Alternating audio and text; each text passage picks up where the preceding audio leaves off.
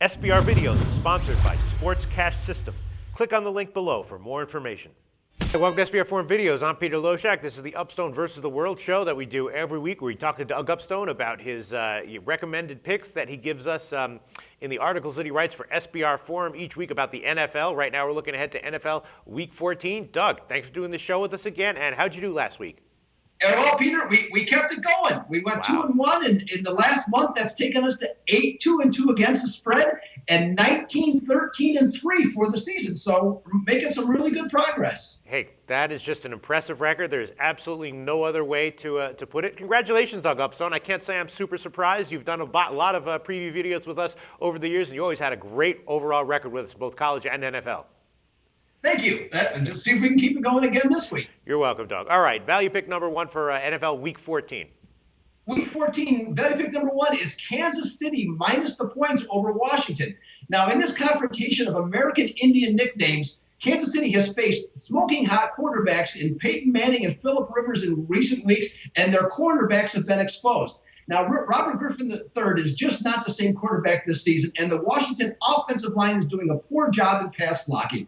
Here we find that Kansas City is taking a step down in class against a downtrodden opponent like Washington, and the Chiefs are 12-2 against the spread after allowing 25 or more points in 3 straight games. I say, hey, let's ride the Chiefs in this one. All right, well, those are some interesting numbers there, Doug, but this is why we call this show Upstone versus the World, because you are going against both me and Al McMorty. I previewed the game with Al McMorty. I thought that Washington plus 3.5 was probably a side with value, just because, it's an obvious, after 2 high-profile primetime losses, maybe they bounce back, and, we know that KC is, maybe not quite as dominant a team as their record might indicate, but, can't argue with your record, so this definitely makes me think. But you are going to get directly against me and Al McMorty in this one. All right, value pick number 2.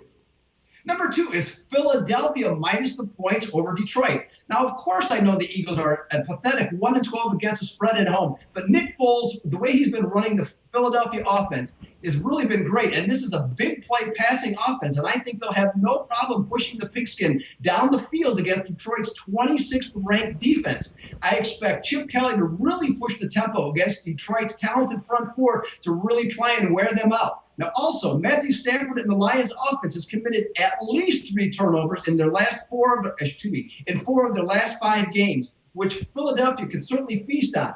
Also, we got Detroit, who is 0-7 against the spread after a win by 10 or more points the last 3 seasons. It's the Eagles to soar to the cover in this one. All right, interesting take. This is actually a game that I thought might show up in your games to avoid article, but you're liking Philly. I previewed the game with Troy West from AllPlaysWin.com. He liked Detroit. My sense is it's a pass, but you might have a winner there as well. All right, value pick number 3. What is it?